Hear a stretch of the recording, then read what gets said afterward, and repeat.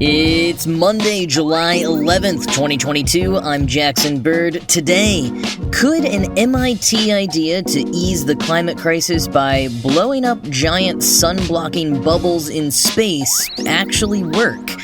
Plus, the Polynesian voyagers who are reviving ancient seafaring techniques and traversing thousands of miles across the ocean without maps or modern technology. And a cool little interactive Easter egg from the latest season of Stranger Things. Here's some cool stuff for your ride home. Like I and others have said before, emerging tech that seeks to ease the climate crisis feels a bit like the dot-com bubble right now. Tons of money is being poured into the sector towards all sorts of different technologies, all promising bigger and better solutions for this absolutely critical dilemma. But will any of them actually pull it off in a significant enough way to be effective? Well, here's another one to add to the bubble: actual bubbles. Space bubbles, as the MIT scientists working on them have dubbed them, would be manufactured in space and act as a sort of shield for the Earth from solar radiation. The space bubbles would be on a raft roughly the size of Brazil and carefully positioned in Lagrange point 1 between the Earth and Sun. The idea of using something to shield the Earth from solar radiation is not an entirely new concept, but the team at the MIT Sensible City Lab might be closer to turning the idea into reality than anyone yet. As Science Alert summarizes, quote, "First proposed in the late 1980s, the suggestion of using a vast space umbrella to block a tiny proportion of solar radiation isn't quite as far-fetched as it sounds. Yet even if the fundamental concept of cooling Earth with some kind of orbiting shield is feasible, the materials required wouldn't exactly be off the shelf, requiring properties that made them robust, lightweight, and optically suitable. Initial suggestions centered on a 2,000-kilometer-wide glass sandwich blown from materials mined from lunar rock. Placed in a precise balance between the sun's and Earth's gravity and the impact of solar rays and particles, it would reflect an amount of light calculated to mitigate the steady rise in temperature. Since then, a variety of alternatives have been considered, from hydrogen-filled aluminum balloons to an artificial ring of particles that would turn Earth into a miniature Saturn." End quote. Like the promises of many climate crisis-oriented solutions, each one of the alternatives have had their selling points, but hit a wall when it came to executing the actual science of it all. The latest attempt making headlines is not yet a peer-reviewed study, just a call from the MIT team for a feasibility study, basically getting some attention on their plan and ideas so that the work can be built upon and maybe be executed if, as Carlo Ratti from the MIT Sensible City Lab says, quote, "geoengineering approaches become urgent," end quote. The team has, however, achieved one important part of the proposal: a prototype of the space bubbles. Quoting further from Science Alert, "Made from a homogeneous substance like molten silicon, the subtle variations in thickness in the bubble film could reflect a variety of wavelengths of solar radiation, increasing its efficiency. And unlike the complex origami required to fold and unfold large reflective fabrics for delivery, a sheet of bubbles could be blown in place, optimizing costs. Preliminary experiments have shown it's possible to inflate thin film bubbles at a pressure of around 0.003 of an atmosphere, maintained at a temperature of negative 50 degrees Celsius." End quote. Now, those temperature and atmospheric pressure conditions were meant to mimic the conditions of outer space, showing how this could conceivably work to inflate the bubbles once they're up in space, instead of having to transport them safely up there. Which also becomes more relevant when you think in the long term about replacing the bubbles. The team says they would need to study, quote, "effective replenishment rate," end quote. And if we deploy the whole big bubble array and it doesn't work for whatever reason, well, the bubbles can just be popped, basically. They actually have a whole plan on how that would work to reduce space debris and make sure the whole endeavor is essentially fully reversible. Which is good, because even though this MIT team presents geoengineering as possibly, quote, "our final and only option," end quote, at a certain point in the climate emergency, Others at MIT have previously warned that solar geoengineering could actually harm our planet, or at least affect it in loads of ways we aren't quite certain about. The Space Bubbles team says if their bubbles work and they can deflect just 1.8% of solar radiation, it would fully reverse today's global warming. But the other MIT team, writing in 2020, used modeling to determine that were that much solar radiation to be deflected, we could see a host of potentially unfavorable outcomes, such as less wind to clear away air pollution and affecting the circulation of ocean waters, changes to extratropical storm tracks, and cooling the equator while the pole's still warm, leading to further changes in storm tracks. Co-author Charles Gertler said at the time, quote, "A weakened storm track in both hemispheres would mean weaker winter storms, but also lead to more stagnant weather, which could affect heat waves. Across all seasons, this would affect ventilation of air pollution. It also may contribute to a weakening of the hydrological cycle with regional reductions in rainfall. These are not good changes compared to a baseline climate that we're used to." End quote. So there are many reasons to be cautious when it comes to solar engineering, and even if you focus on the reversibility of these space bubbles and want to have hope for at least trying them out, they will require massive amounts of funding and international cooperation, two things our planet historically sucks at when it comes to the climate crisis. So, as both the Space Bubbles team and every outlet reporting on it reminds us, we cannot ever believe that one single idea holds the key to stopping or reversing climate change. It will take many different solutions and huge amounts of commitment from people, governmental bodies, and financial backers all around the world to make a dent. While they could help, don't be misled by these space bubbles or the greenwashing bubble. Both are liable to pop at any time.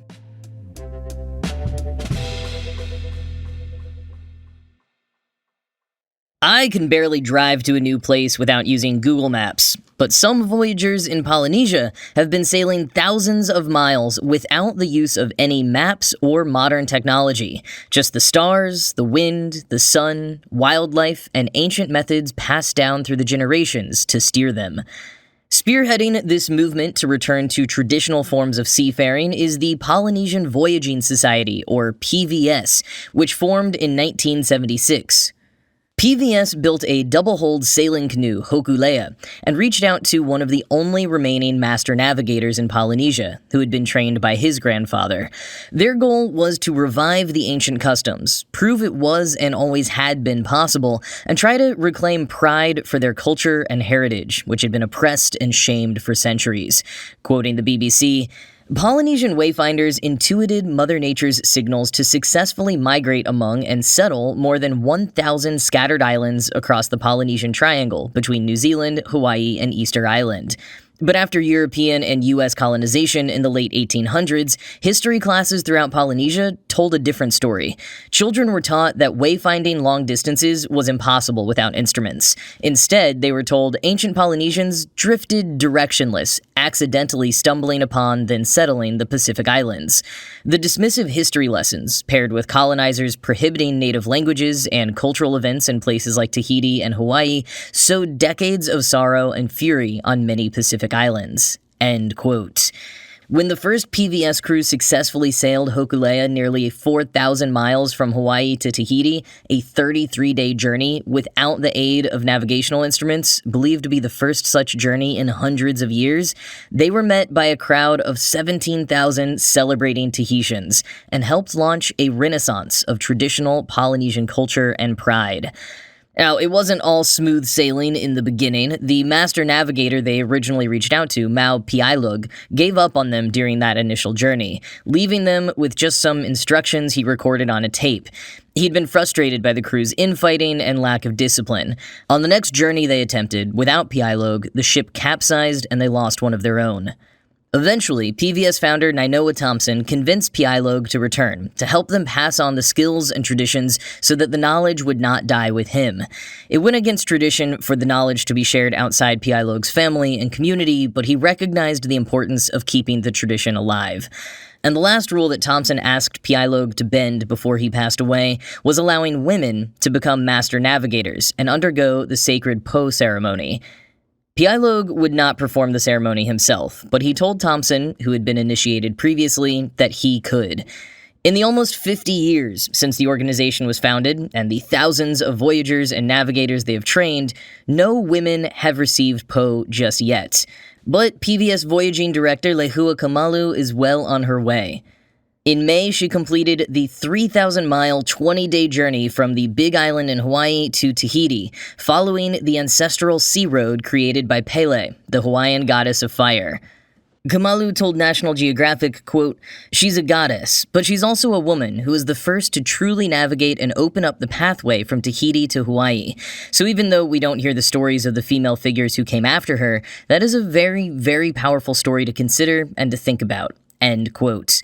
Kamalu is the first female captain and navigator of Hokulea, the same ship PBS first sailed on in the 70s, and she's the first known woman to captain and navigate a long-distance ocean voyage without modern navigational technology, which she did back in 2018.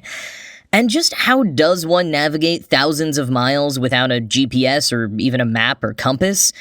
Constant observation of your surroundings. Wind, currents, and the sun during the day, the stars at night after you've memorized an extensive map of hundreds of stars, and different types of birds as you get closer to land.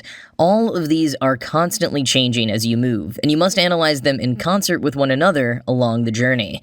Thompson says on the PVS website that navigators are usually awake for 21 to 22 hours a day, only getting cat naps when they can, and that when you start out, you're using a lot of geometry and math to work out the ancient navigational tactics, but over time, you start to internalize it all and can feel it. He shares an anecdote about training under Pialog, who went to sleep and told Thompson to navigate overnight.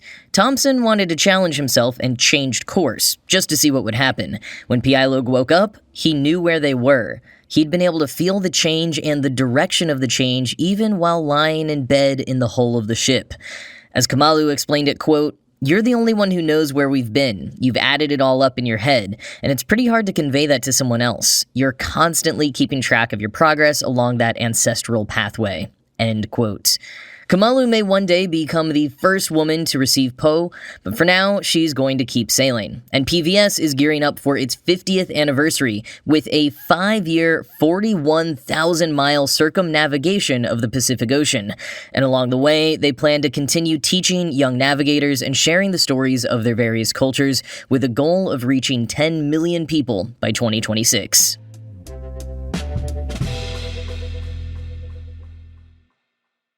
Volume 2, aka the final 2 episodes of Stranger Things Season 4, dropped at the start of the month, and fans are still finding tiny details they missed on the first viewing, which I don't blame even the most diehard fans for missing details on their initial watch.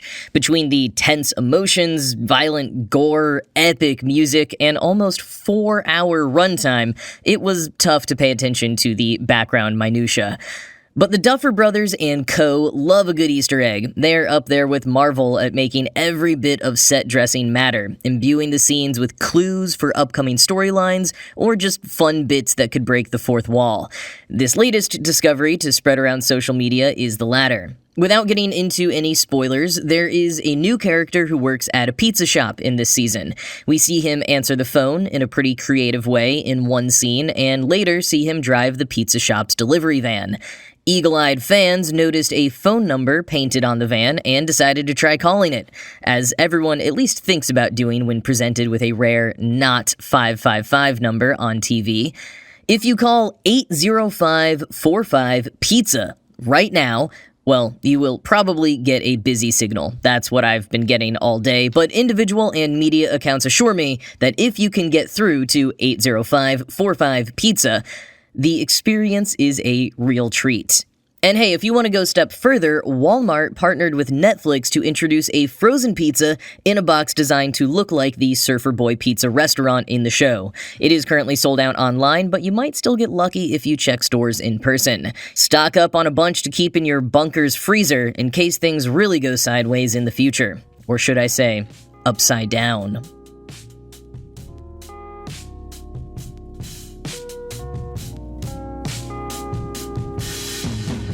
And just a heads up, NASA decided to release the first of the James Webb Space Telescope photos a day ahead of schedule.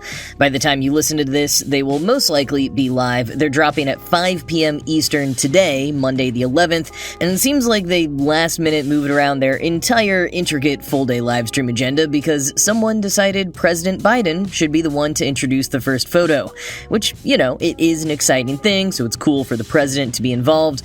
As a sometimes event coordinator, however, well, my thoughts go out to the dozens of people who were probably left scrambling over the weekend as soon as that change was announced internally.